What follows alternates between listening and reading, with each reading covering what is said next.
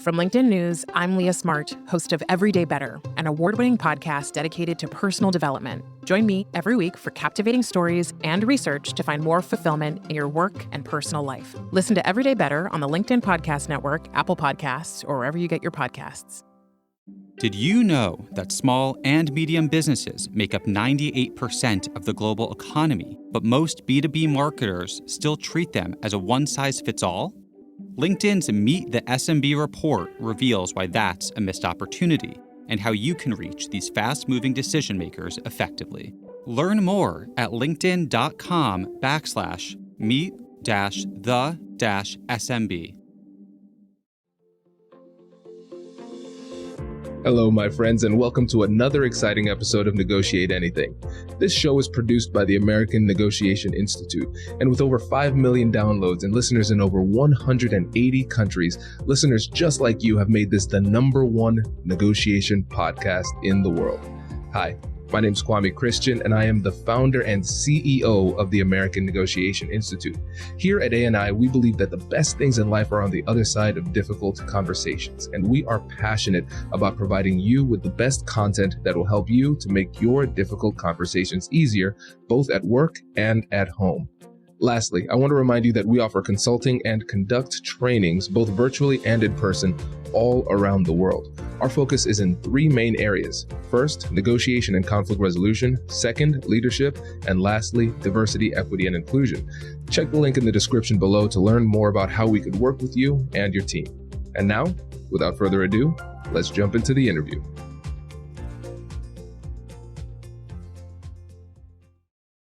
Brian, thanks for joining us today. Happy to be here. So how would you get us started by telling us a little bit about yourself and what you do? Sure. Brian Calabro, live here in Dublin, Ohio, not too far from the director here himself. I'm a director of sales for a global packaging company located here in North America. And we are very large provider of all types of flexible packaging, kind of all across the gamut of packaging in general. So, listeners, just full disclosure, Brian and I are buddies, so we're neighbors, and we're using this as an opportunity to hang out in the middle of the day and also talk about things that we like to talk about. So Kai and Brian's son Adrian, they're best friends. They've on soccer teams and flag football buddies, teams, classmates, crushing the competition. Right. It's been fun. And so today we're going to talk about cultural intelligence in negotiations. And this is something that's really important, but I think not talked about enough. And I mean, I have to take some responsibility for it. We have 800 episodes, and I think we've talked about it like 3 times.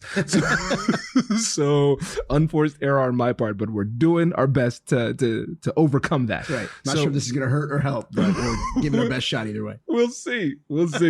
So when you think about cultural intelligence in these negotiations, what does that mean to you? You know, I think it's truly trying to understand at a fundamental level the person on the other side of the negotiation table, not just the goal you're trying to accomplish, but it's, you know, connecting. And I think, you know, what I love about the business world and negotiation is it brings in people from all walks of life, all areas of the world, and, you know, kind of gives us a forum to get to know each other, express our thoughts and our ideas. And I think, again, really trying to connect on a fundamental level is super important, and really trying to understand the nuances of kind of what makes us all different from a cultural perspective, from a professional perspective, personal lives, where we're from, tying that all into what is the kind of common ground goal that we're trying to accomplish here at the table. So it's very interesting. Absolutely. And I love that you started off with understanding the person. And you specifically said we want to understand the person and connect, not just focus on the goal. And I think a lot of times we think about empathy and understanding just as a means to an end for the actual negotiation. But it's more than that. Just human to human, we need to connect. And we're not thinking of them just only through the lens of the culture that they're in.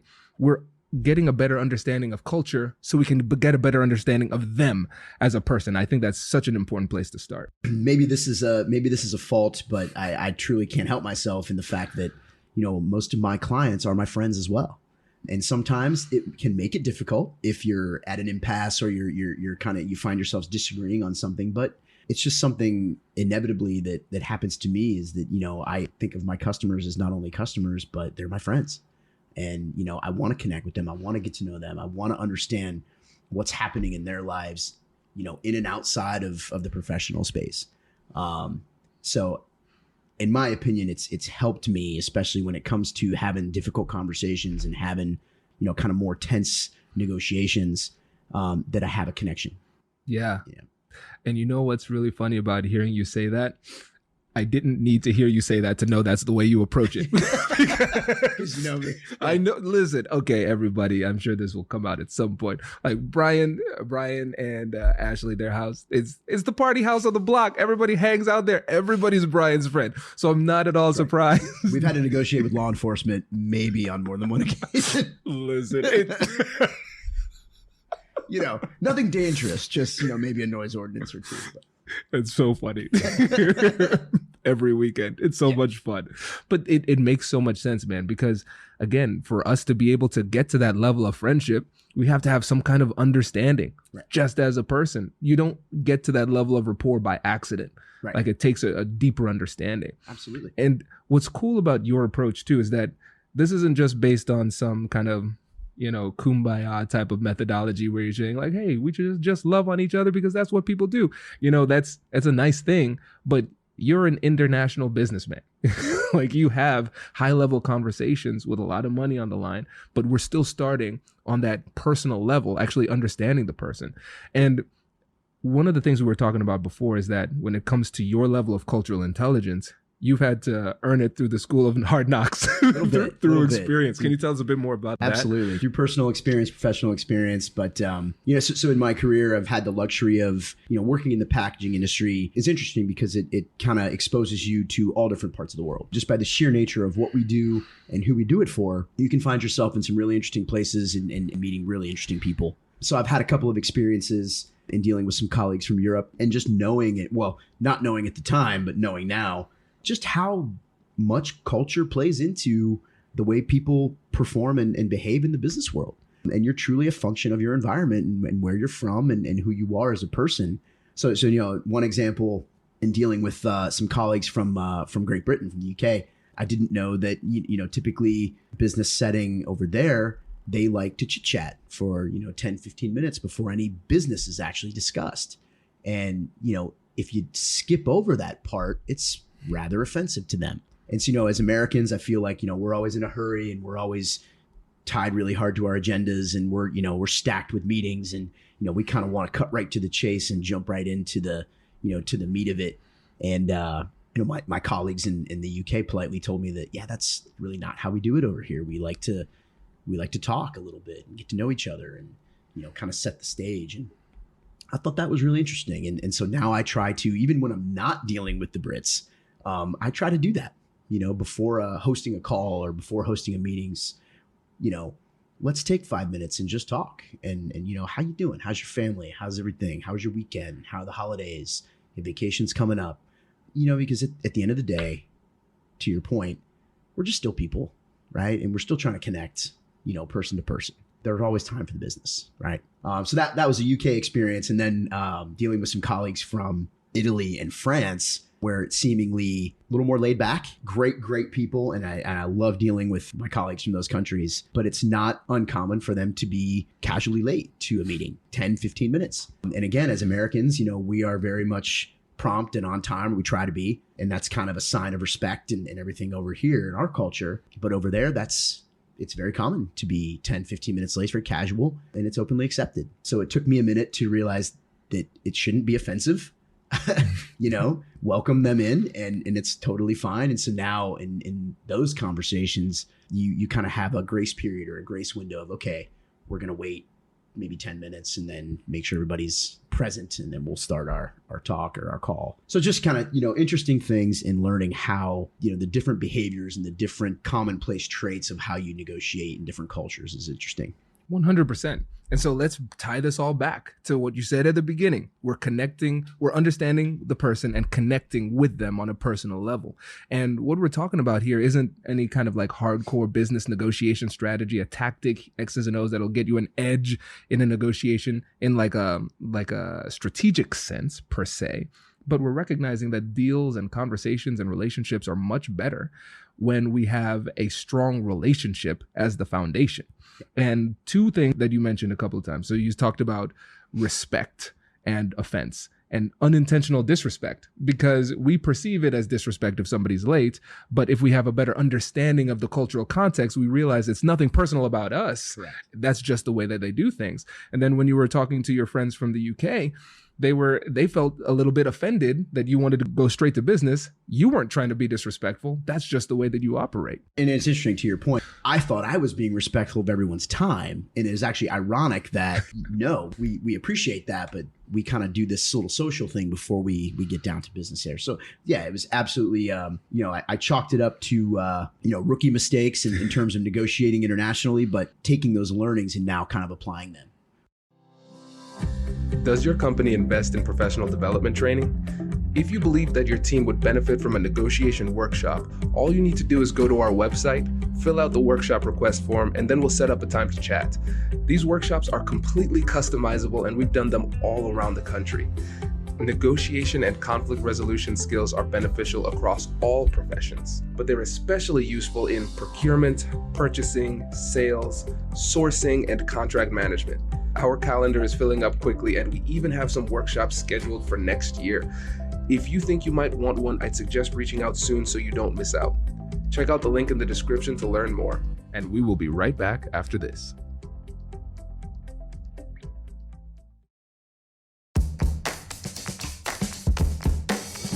Hey you, I'm Andrew Seaman.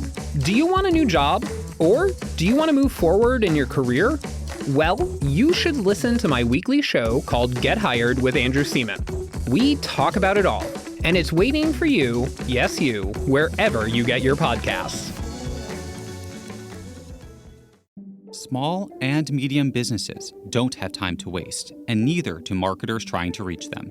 On LinkedIn, more SMB decision makers are actively looking for new solutions to help them grow, whether it's software or financial services. Our Meet the SMB report breaks down how these businesses buy and what really influences their choices. Learn more at linkedin.com/meet-the-SMB. That's linkedin.com/meet-the-SMB. So yeah, I mean, it's extremely valuable. And I think at the negotiation table, the more you can be self-aware and prepare ahead of time for who are the parties involved and where do they come from, what is their setting, what is their work setting, just kind of helps ease the tension and kind of let everybody kind of drop their guard a little bit, set everything on a nice vibe, to kind of kick things off. Absolutely. I think it puts everybody at ease. 100%.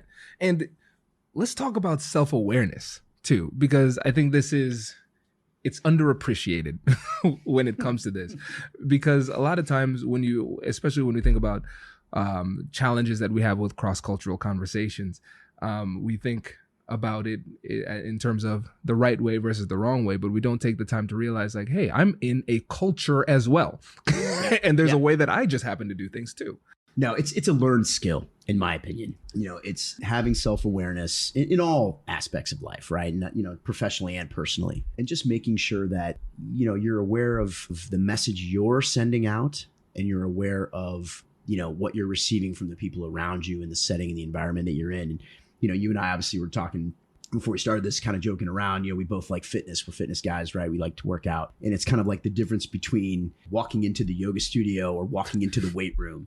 The common goal between the two is fitness, but their approaches to that common goal are very different. And I think, you have to have that level of self-awareness to know, okay, as a guy who spends a lot of time in the weight room, when I walk into that yoga studio, my sheer physical appearance might be a little intimidating or a little off-putting to the crowd that normally hangs out there.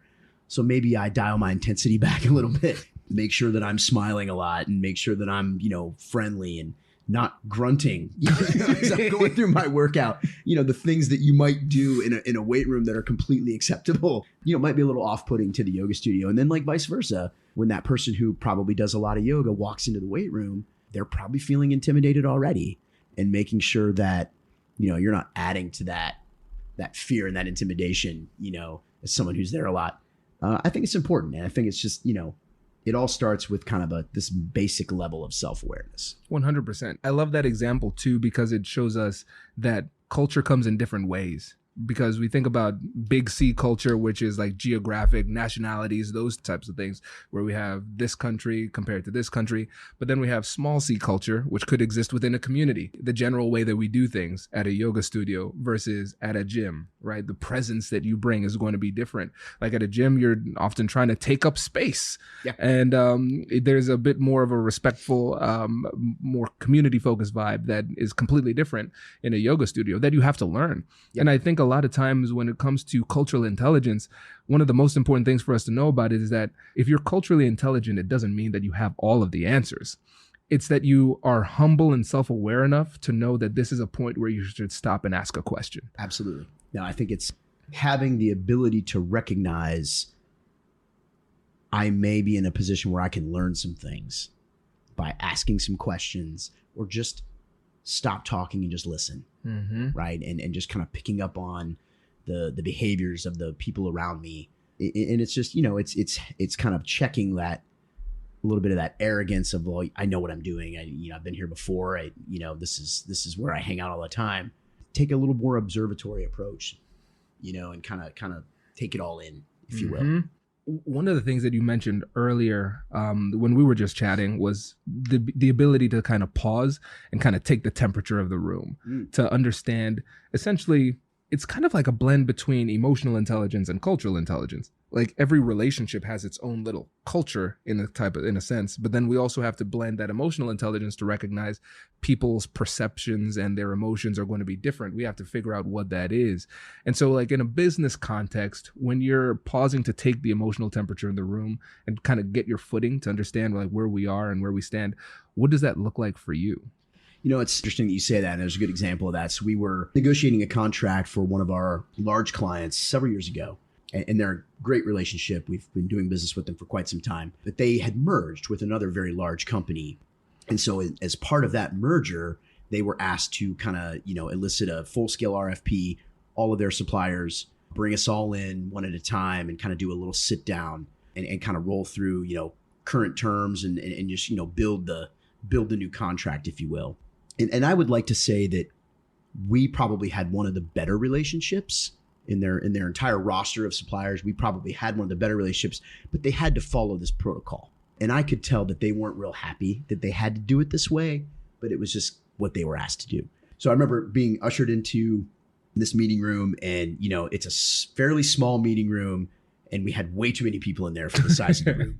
And it was just very stuffy and not comfortable, very formal, but very, very informal and uncomfortable at the same time. And it was almost kind of like trying to give us the feeling they didn't know us at all, when we knew that was not the case. Yeah.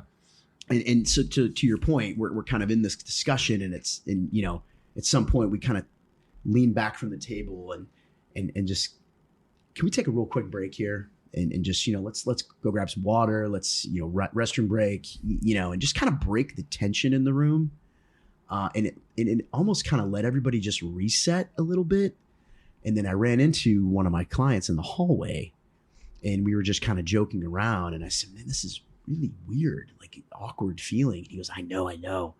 He's like, we're placating them for what they're asking us to do, but thank you for bearing with us here. And, and again, the negotiation ended up coming out fine, but it was just so funny how they used that tactic to kind of squeeze us a little bit, if you will. And it just took a little bit of emotional intelligence to kind of get a read on everybody in the room and say, let's take a quick break here real quick and run out, take a breath, come back, wrap this up. And it worked. Mm-hmm. And it was kind of one of those things where you had to just observe to pick up on it. And it kind of, I think everybody in the room kind of sighed a collective relief, like, yeah, I wanted to do this, but I didn't want to be the one to ask. And so it was just like, you know what? We just kind of said, let's just do this. But yeah, no. So you sometimes you find yourself in those situations where you take the temperature, you read the room, you look at body language, you look at people's facial expressions, and you can kind of get a sense for, how's this going? Is it time to take a breather, or do we proceed? I think this is a great story for so many different reasons, because it perfectly demonstrates the blend between cultural intelligence and emotional intelligence. Because from working with the company, you understand the typical culture that they had before. Now there's the merger, you are sensing a difference, and then you're sensing something's off in the room. We don't exactly know what it is, but we know something's different. And it takes a lot of confidence and at the same time humility to be willing to say, hey, let's pause for a second. Let's just reset. Because like you said, some of your colleagues, they might have been afraid to do that because they feel like it might reflect poorly on them. Like, does it look like I'm unprepared? Mm-hmm. But the culturally intelligent thing to do would be to say, I need to reset. This is deviating from what I originally thought it was going to be. Let me pause, reset before I say or do something that puts me in a bad position. And let me gather myself and then move forward. And then when you had the opportunity to make a one-on-one connection, you could make a deeper connection where the person's a little bit more comfortable being vulnerable away from their counterparts. One-on-one. And just say, hey, just stating the obvious. Just saying, hey, this feels kind of weird. Does it feel weird to you? Yeah, it feels weird to me. Yeah. And so did you feel like just that little interaction felt like it brought you two closer? Oh, 100%. 100%. And then going, when we reconvened, it felt like he was on our side. You know what I mean? Even though he couldn't, outwardly come out and kind of say that, I knew, okay, I got my guy back here. You know what I mean? He gets it. He's advocating for us. And I'll be honest with you, you have to also consider what is your credibility in that situation already with the client. Because we had a great relationship with this particular customer, because they knew us really well, we are one of their best suppliers, and we know that. We felt comfortable doing what we did. Had that been a situation where we were the new guy coming in the door, I probably would not have chosen to do that because I haven't earned the right to do that. I haven't earned that respect. So I think that's, again, self-awareness. We're a credible guy here. We've been in the game for a while with these guys. We've been in the trenches with them. We've earned the right to kind of say, hey, let's take a little breather. Let's step out. Let's grab some water. Let's, bathroom break.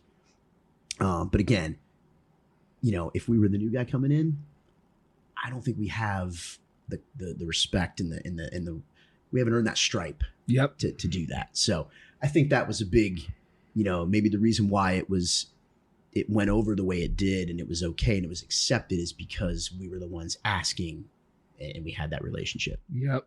Oh, this is so good because shows that when you think about blanket negotiation advice, there's no such thing as blanket negotiation advice. It's all going to be circumstantial, depends on the relationship and the dynamics of the interaction. So it's important to know what are the elements of the interaction that you have to pay attention to, but then it takes a lot of experience and knowledge to be able to understand which way to go with all of that information, which can be overwhelming sometimes. Sure. Absolutely. We're in a current negotiation now, or we're in the very early stages of one with another higher profile customer where we don't have as lengthy of a relationship.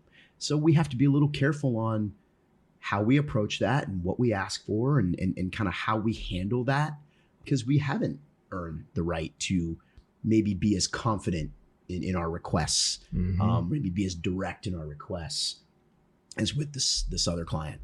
And again, it's all recognizing who's at the table. What's the overall situation? What are we trying to accomplish here? What's the current state, right? Yeah. And so when you think about blending all of these really foundational negotiation skills that are more like just human to human, the ability to connect, we have cultural intelligence that helps us get a better understanding of the individual. We're not just stereotyping them, we're understanding the cultural context and know them a little bit better, right? And then over time, you continue this iterative process, build more trust, and the relationship gets better. And then you get to a point where you can be a little bit more confident and assertive with your request because you've earned it, like you said. Absolutely. And so your negotiation strategy will change along with the depth of the relationship. 100%. And the deeper the relationship, the more assertive you can be with the requests because now the relationship is strong enough to handle that. Exactly. And I think it affords you the ability to take some liberties. Not in a disrespectful way, but it affords you the ability to take some liberties that you might not otherwise take. I would, in looking at a negotiation with a 10 plus year relationship versus, a 1 year relationship, there may be some requests and some things that I would like to either take out of the contract or add it into the contract that I feel comfortable asking for in that 10 plus year relationship. In the 1+ year, I may just have to kind of roll with, what's on the table until I've earned the right to make some changes. So, and again, I think it's just, having that awareness to know when it's appropriate to ask and know when it's not appropriate to ask. Yes. Oh, this is so and I think, good. And I think the client appreciates that. Mm-hmm. If they have any level of self-awareness themselves, they're going to appreciate, thank you for recognizing that you didn't have the right to ask. Yes. You know what I mean? Yeah. And so let's go deeper into this because it's so fascinating. So let's add a little wrinkle to this that doesn't exist, but just for the sake of this thought experiment.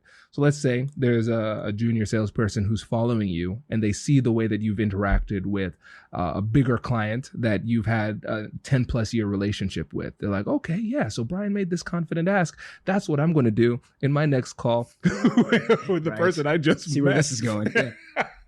Absolutely. And again, it's a great call out. And I think self-awareness comes with experience. Yeah. I've been doing what I do now for almost a little over a decade. And it took a while to get comfortable with that. Right. And I won't lie. Sometimes it's a title, sometimes at a certain title, you don't feel comfortable asking and it may not be appropriate to ask for certain things.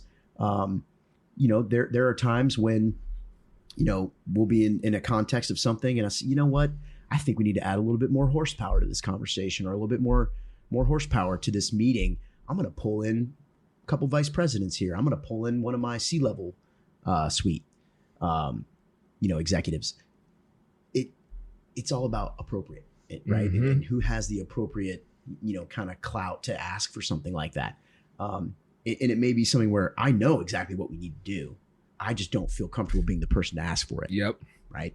And so, you're kind of playing the hierarchy game there a little bit, but in the business world, I think it's still a very legit thing.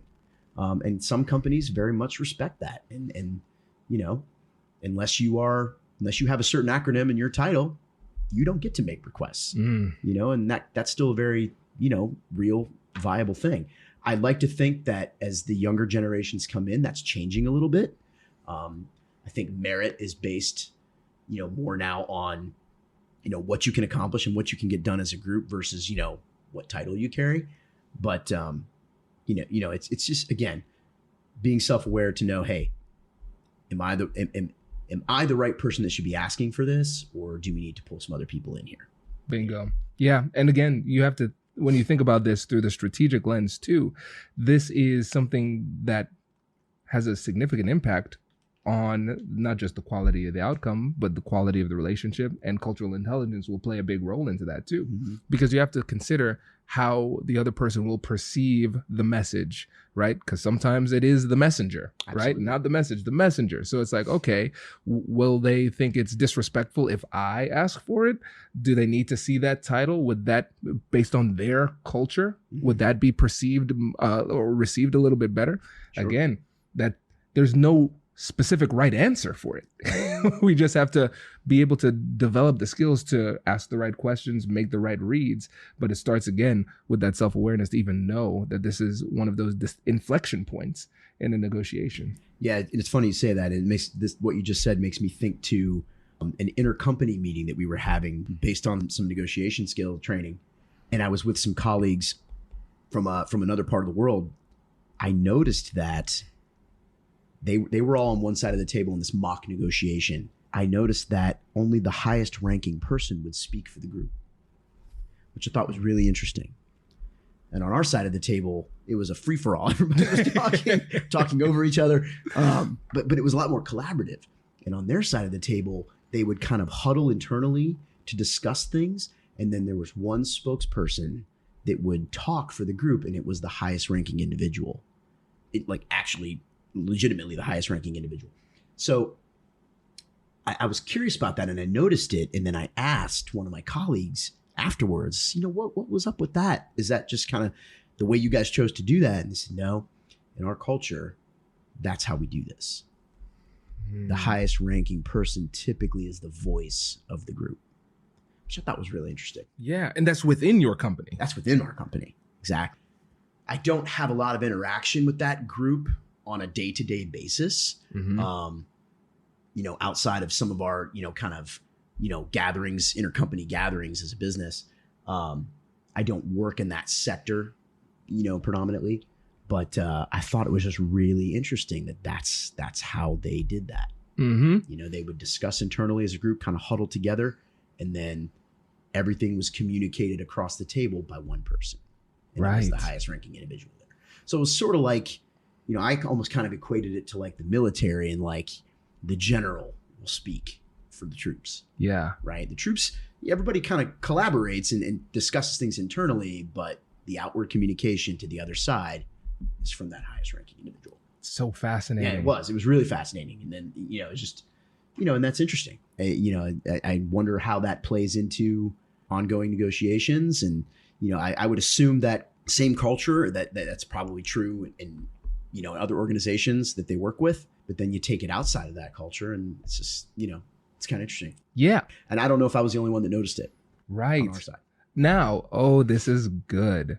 Okay. So check this out. So one of the words that you used about 4 or 5 times in that response was interesting. And then you said, I wonder how it would play out in other situations. So one of the 4 elements of cultural intelligence is CQ drive, like cultural intelligence drive. That's just the motivation, the drive, the desire to learn more about different cultures, different people. Like you find it interesting. Right. And one of the greatest indicators of somebody who's going to develop deeper levels of cultural intelligence is just how curious they are in general, right? Intellectual curiosity. Bingo. Is a big piece of it, right? If you have the natural inquisitive nature and you're just curious, right? And I've always been that way.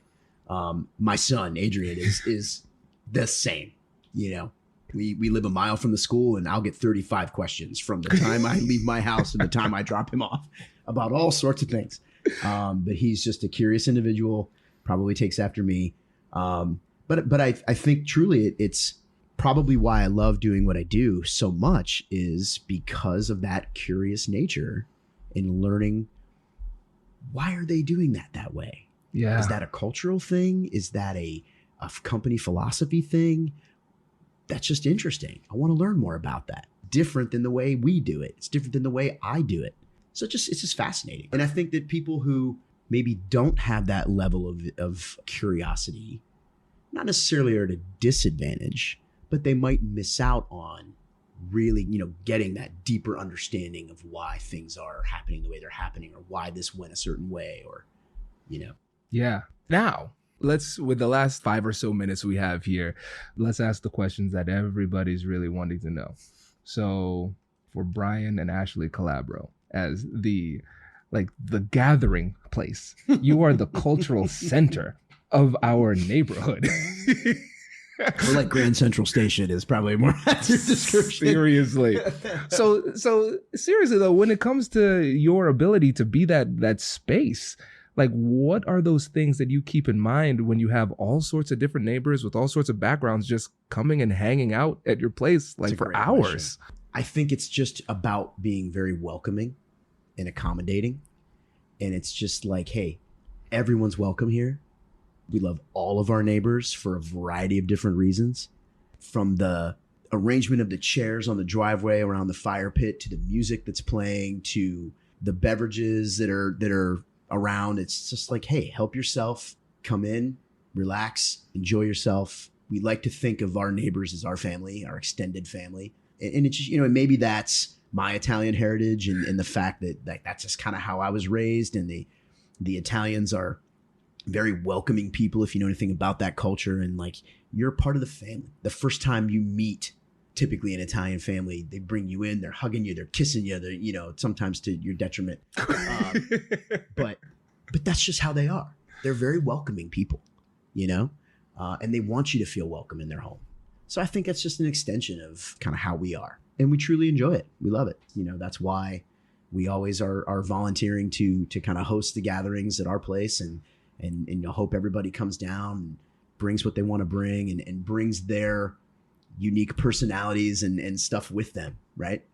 man, it's cool. It's something I really admire. Now we're just gonna have to figure out how we can stay, coherent enough to remember everything that we talked about. Because that's been a problem ongoing, at least for me. You're like, better at it than I am. But, we had great conversations. Don't remember a thing. Exactly. Let's have everybody back. It's funny because we're probably having the same conversation over and over again because nobody can remember what the hell we're talking about. It's so much fun. No, man, I really respect it. We appreciate it because when we moved into the neighborhood, we're like, okay, well, we moved in the middle of COVID. Yeah. So everybody was distant for that purpose. But yeah, it was really cool helping us to get acclimated to the neighborhood. Absolutely. So we appreciate that. I think everybody else does. So yeah, it's impressive, man. No, we appreciate that. And we love you guys. And it's been so much fun just, kind of watching you guys meet the other neighbors and I always enjoy, one of the things I really truly love is being a connector. I really enjoy when my friends meet other friends through me and connect. Bringing you guys over and then having you meet some of the other neighbors. And then I think I saw you talking to my next door neighbor across the street for like a half an hour. Yeah. Like the newest new people, right? That was you guys like a couple of years ago, and you probably wouldn't have met him otherwise. Yeah. And that's just cool, and then hopefully you two now have a connection and who knows where that goes. Yeah. Right. So I think it's just fun to be like the hub and just, just a connector of people. You know what's funny, Brian? It's not until you said that, because you said you like introducing people to new people. You're the reason I know people in this neighborhood. I don't think I would know anybody. Yeah. Wow. And it's just, I enjoy that. I really do.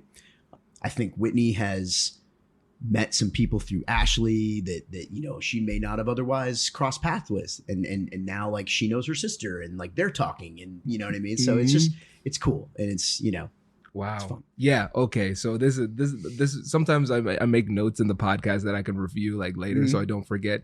Yes. So you're the reason we know anybody in the neighborhood. And then you're also the reason for Kai's best relationship in the neighborhood, Adrian. And then you're also the reason that Kai's on these awesome football team, like the flag football team and the soccer team and everything. Absolutely. Who knows? He might have been on a losing team, Brian, otherwise. Might have been. So this is cool, man. Well, I appreciate this. This was great. I think there were a lot of great takeaways. Listeners, a lot of fun. Yeah, man, I appreciate you coming down. And listeners, make sure to connect with Brian on LinkedIn. Is the best place. I'm trying to get him into the social media game. I'm trying to get him to start a podcast. Listeners, if you liked this episode and you're like, hey, I want to learn more from Brian, connect with him on LinkedIn and be like, hey, bro, start a podcast. I know a guy who might know a thing or two about it. So yeah, we could probably make that happen. Yeah, man. Well, dude, I appreciate you. And we'll definitely have you back because this was exceptional. Can't wait to do it. Appreciate the opportunity and look forward to the next chat. Congratulations, you've just joined an elite club. By listening to a full episode, you're now officially on the Negotiate Anything team. So welcome aboard. What most team members do is they subscribe to the podcast because that allows them to automatically get the latest episodes of the show. The best things in life lie on the other side of difficult conversations. Keep learning, keep practicing, and keep getting better. Your relationships will improve, your career will soar, and you'll have the confidence you need to get the most out of these crucial conversations. Again, thank you for joining the team. We're excited to have you, and I will see you in the next episode. I'll catch you later.